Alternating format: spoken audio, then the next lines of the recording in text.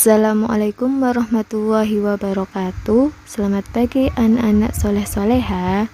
Bagaimana nih kabarnya? Semoga kalian baik-baik saja ya.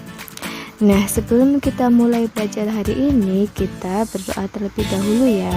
Bismillahirrahmanirrahim. Raditu billahi robba wa bil islami dina wa bi muhammadin nabiyya wa rasulah. Rabbi zidni ilma warzuqni fahma birahmatika ya arhamar rahimin. Hari ini kita akan belajar matematika bab 5 tentang pengolahan data dengan materi mengumpulkan dan membaca data. Tujuan pembelajaran hari ini yaitu menjelaskan dan menganalisis data yang berkaitan dengan peserta didik atau lingkungan sekitar serta cara pengumpulannya. Dalam kegiatan sehari-hari terdapat banyak kegiatan pengolahan data seperti pemilu, pemilihan kelas, daftar nilai, pemilihan presiden, dan lain sebagainya.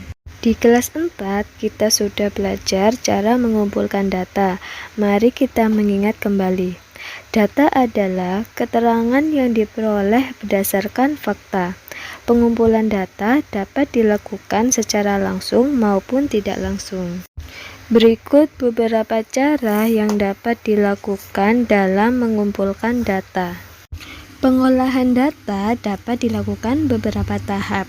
Yang pertama, mengumpulkan data. Tahap ini dilakukan dengan pencatatan langsung. Misalnya, seorang wasit bertanding bulu tangkis mencatat langsung perolehan skor setiap pemain yang sedang bertanding. Selanjutnya, wawancara. Wawancara adalah tanya jawab dengan seseorang untuk dimintai keterangan akan sesuatu hal. Misalnya, kamu ingin mengetahui ukuran sepatu temanmu, ukuran baju temanmu, atau hobi seluruh teman sekelasmu. Kamu menanyakan kepada temanmu satu persatu.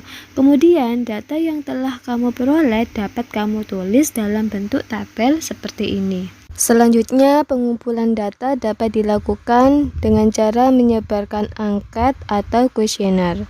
Contohnya, kuesioner olahraga kegambaran siswa kelas 5 seperti berikut. Data yang dikumpulkan dapat disajikan dalam bentuk daftar, tabel, atau diagram. Data yang telah disajikan dapat lebih mudah dibaca dan dipahami. Membaca data berarti menyebutkan informasi yang ada pada sajian data. Yang pertama, membaca data dalam bentuk daftar. Perhatikan data berikut. Dari daftar tersebut dapat diperoleh informasi sebagai berikut. Yang pertama, SDN Soko mengirim 8 peserta. Peserta terbanyak adalah dari SDN Carikan dengan sebesar 10 peserta. Peserta paling sedikit adalah dari SDN Lemah Bang 1 dengan 3 peserta.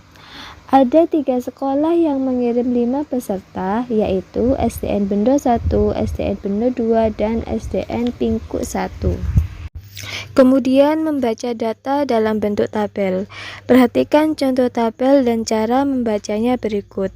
Berikut adalah kegambaran siswa kelas 5. Dari daftar tabel tersebut dapat diperoleh informasi sebagai berikut. Sebanyak 6 siswa gambar melukis. Sebanyak 5 siswa gambar menari. Sebanyak 7 siswa gemar bermain musik. Sebanyak 8 siswa gemar bermain bola. Dan sebanyak 4 siswa gemar membaca buku cerita. Selanjutnya adalah membaca data dalam bentuk diagram gambar. Diagram gambar atau piktogram merupakan diagram yang menggunakan gambar untuk mewakili banyaknya data.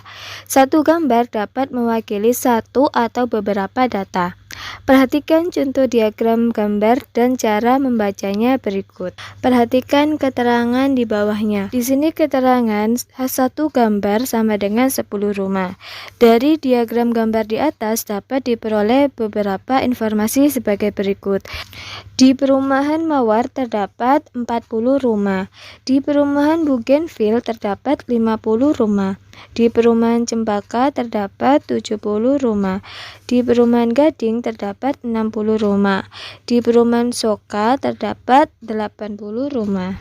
Selanjutnya membaca data dalam bentuk diagram batang. Diagram batang merupakan diagram yang menyajikan data dalam bentuk batang-batang persegi panjang. Diagram batang dapat dibuat secara tegak atau mendatar. Perhatikan contoh diagram batang dan cara membacanya. Ini adalah diagram batang nilai ulangan matematika siswa kelas 5. Dapat diperoleh informasi sebagai berikut. Sebanyak 4 siswa mendapat nilai 6. Sebanyak 7 siswa mendapat nilai 7. Sebanyak 10 siswa mendapat nilai 8. Sebanyak 9 siswa mendapat nilai 9. Dan sebanyak 5 siswa mendapat nilai 10. Selanjutnya membaca data dalam bentuk diagram garis. Diagram garis merupakan diagram yang menyajikan data dalam bentuk titik-titik yang dihubungkan menjadi garis lurus. Diagram garis biasanya digunakan untuk menyajikan data perkembangan atau pertumbuhan suatu hal dari waktu ke waktu setelah melakukan pengamatan. Misalnya, data pertumbuhan tanaman dalam 1 bulan atau data berat badan bayi dalam 1 tahun. Perhatikan contoh diagram garis dan cara membacanya. Berikut adalah diagram berat badan Mita umur 5 bulan pertama. Maka dapat diperoleh informasi sebagai berikut. Bulan ke-1 berat badan Mita 3 kilo. Bulan kedua berat badan Mita 4 kilo. Bulan ketiga berat badan Mita 5 kilo. Bulan keempat berat badan Mita 7 kilo. Dan bulan kelima berat badan Mita 8 kilo. Selanjutnya membaca data dalam bentuk diagram lingkaran. Diagram lingkaran merupakan diagram yang menyajikan data dalam bentuk sebuah lingkaran yang dibagi menjadi beberapa bagian atau juring. Setiap juring dibuat berdasarkan besar persentase atau besar sudut setiap data. Perhatikan diagram lingkaran dan cara membacanya berikut. Pada diagram lingkaran di samping, jumlah siswa kelas 5 sebanyak 40 orang. Berikut cara menghitung banyaknya siswa untuk setiap data. Sebanyak 20% dari jumlah siswa menyukai apel. Sebanyak 35% dari jumlah siswa menyukai jeruk. Sebanyak 20% dari jumlah siswa menyukai pisang. Dan sebanyak 25% dari jumlah siswa menyukai mangga. Karena diagram lingkaran di samping dalam bentuk persen, maka totalnya harus 100%. Jika dalam bentuk sudut, maka totalnya harus 360 derajat. Itulah penjelasan dari Ustazah tentang mengumpulkan data dan membaca data. Semoga apa yang kita pelajari hari ini dapat bermanfaat dan dapat kita terapkan. Cobalah kerjakan latihan soal di akhir pembelajaran ini. Sebelum Ustazah akhiri, kita berdoa terlebih dahulu ya. Bismillahirrahmanirrahim.